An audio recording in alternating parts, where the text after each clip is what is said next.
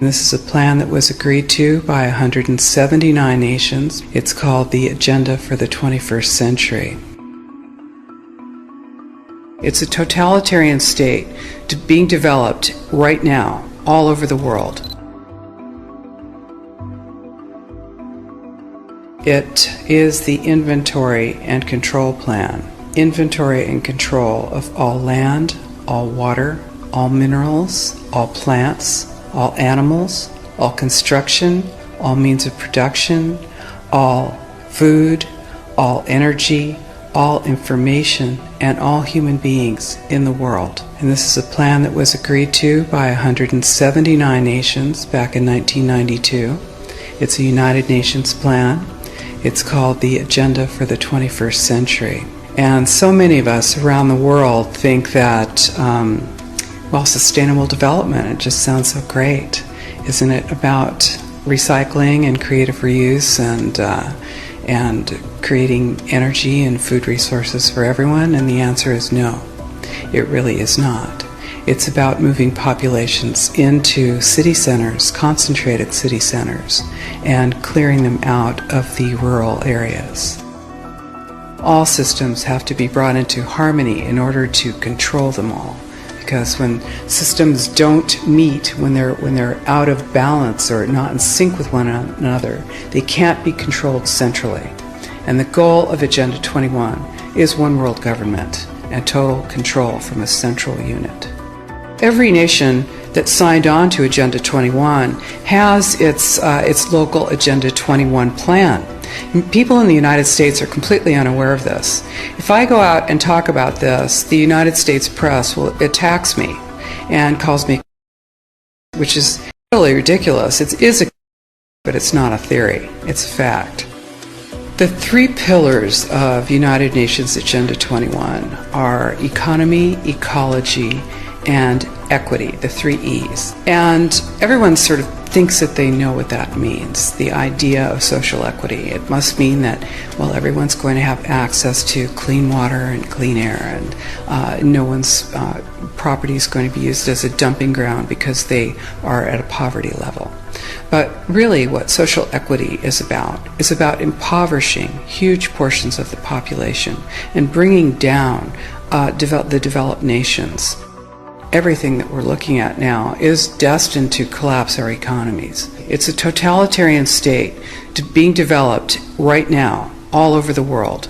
And what major corporations want in this development is to be able to have full movement of workers without borders or boundaries, to be able to move their goods through without regulations, and to reduce wages. And so this is the goal. So this is what you find with social equity. And of course, economy and ecology is about, these are the three circles: economy, ecology, and social equity. And where they meet in the center is balance. But really that balance is a communitarian balance. So it's not balance of well-being of the people.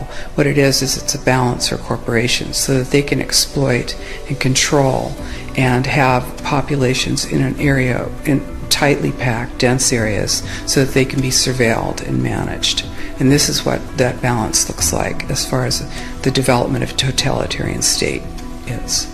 The mainstream media is owned by 5 major corporations, and you're not going to get this information from the mainstream press. So you need to be your own press. You need to educate yourself. You need to get out there and educate your neighbors, your community, your real community. You need to help your children understand that they're being indoctrinated from pre-kindergarten to postgraduate school. All of us have a responsibility to ourselves and to others. This is true community, to work for personal freedom. And always remember that even though we work as a group, if we do work as a group, we're all individuals in those groups, and we answer only to ourselves. And this is essential. It's essential as free human beings. This is what we are. We are free, and we need to continue to be free. And I do believe that we will win, but we have to become aware that there is a fight, and then make our friends and our neighbors and our community aware as well, and work together. you know, when you first heard it, you were like, come on, that's conspiracy. Because, I mean, who names something Agenda 21? I mean, when I flew into Seattle Airport one night, and the Department of Homeland Security actually paints their helicopters, I'm not kidding, black. And I'm like, come on, guys. Really, you've got actual black helicopters? So I didn't believe it. And we started doing our research, and it's so overwhelmingly out in the open. You can't believe that nobody else is looking. Good evening, I'm Rosa Corey. I'm the Executive Director of the Post-Sustainability Institute. And I'm glad to be here tonight. It's an important night because we're drawing something out of the shadows. And it's important to talk about it. It's not a conspiracy theory, it's a conspiracy fact. This is Agenda 21. This is the United Nations plan. It's a 300-page, 40-chapter plan.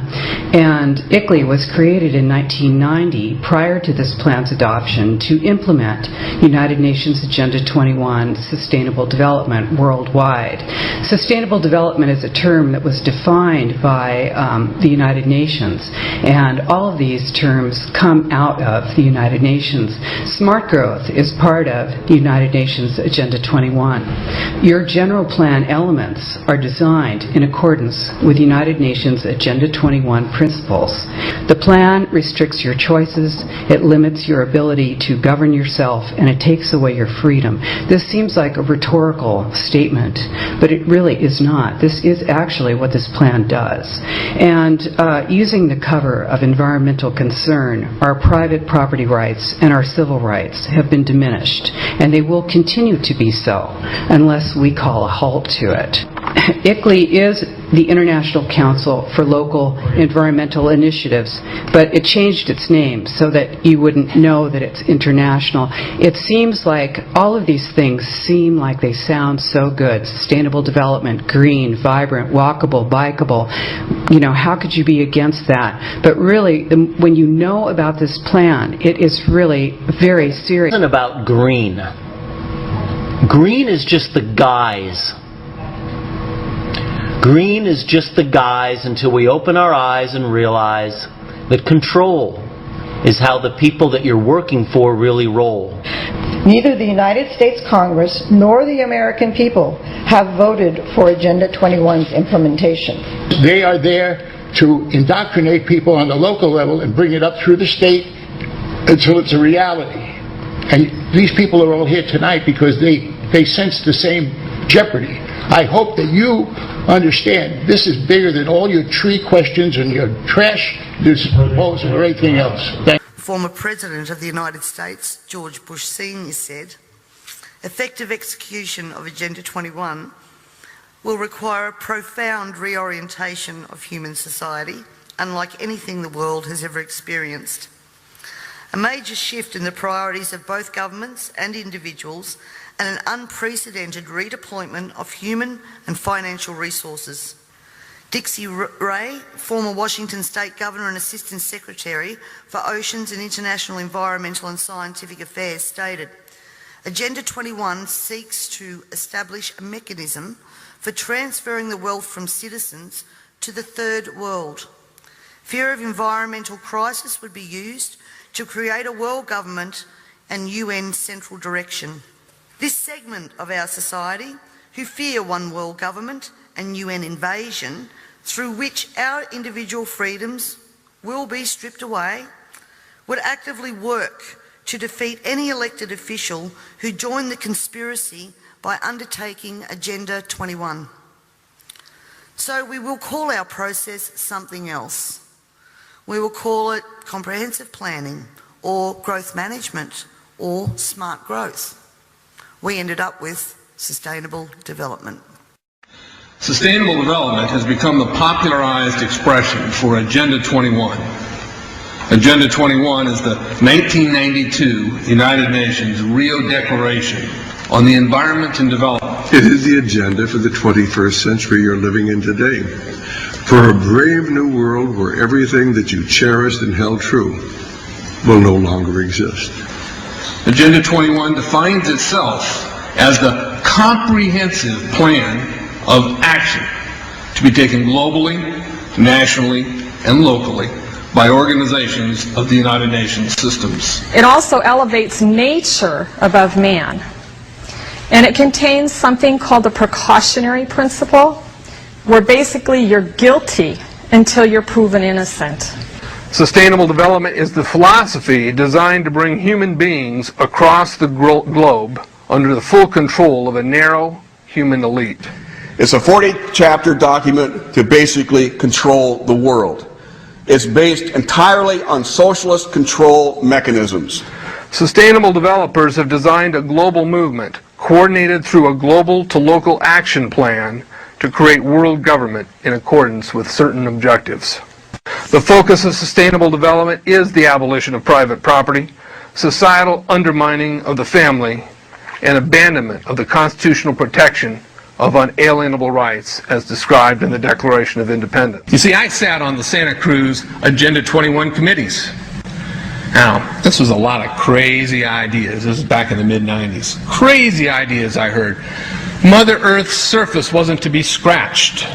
Human beings were to be concentrated into human settlement zones. Educational systems were to focus on the environment as the central organizing principle. All aspects of life were covered. Well, I went to these committees at the request of some people who told me that I needed to understand what was going on, and I came back and I said, this is craziness. This is so silly. It has no chance of having any effect on our society. Well, I was wrong. The United States government's support for Sustainable Development, Agenda 21, is very clear. In 1992, while the Rio Conference was going on, George Bush, then president, was there where he executed the Agenda 21 protocols on behalf of the United States and brought it back to Washington, D.C. Within a year, Bill Clinton, by executive order, no congressional review, established the President's Council for Sustainable Development. In Santa Cruz, we've got a 2-lane freeway system. We need 4. But what we're getting is hundreds of millions of dollars of federal money to take a dilapidated rail line that Southern Pacific wants to put in the hands of somebody else so that a commuter line can be built along the railroad track. That'll be followed by 14-story buildings where people will live and stack them and pack them units, where developers or so-called sustainable developers will build these high-rises with federal dollars. It's a partnership between selected developers building this new world order and the government using the American taxpayer dollars in order to do it. This is a map of the Wildlands Project. To explain the map, the red are areas that are to be off limits to human beings. No resource development, no human activity. If you live there, you won't. Coming up, if you don't live in a major metro area, you might want to pack your bags. Years ago, moving to the suburbs was a sign that you were making a better life for yourself and your family. But our next guest details a government report suggesting there may be a long-term plan to change all that for you. The effort to, quote, Manhattanize America. You live in the suburbs? Don't get too comfy. Our next guest says the Obama administration has plans to push Americans slowly but surely out of the burbs and into the big cities as a means to, quote, spread the wealth around. The yellow areas are the areas for major control of all human activity. If you live there, you won't. The black areas, the black dots, are the smart growth zones. That's where human beings are to be stacked and packed in small living units along rail tracks. I did not believe for the longest time it was a deliberate dumbing down. I thought the dumbing down was a natural consequence of a bad idea. Folks, it's deliberate. It's deliberate. The sustainable globalist goal is the orchestration of a planned fall of American principles, values, and lifestyles. The effect on the average American will be devastating. With modernizing technology, the ordinary person will live without independence, privacy, or substantive rights. The environmental crisis will be the international disaster that will unlock the new world order, one world government.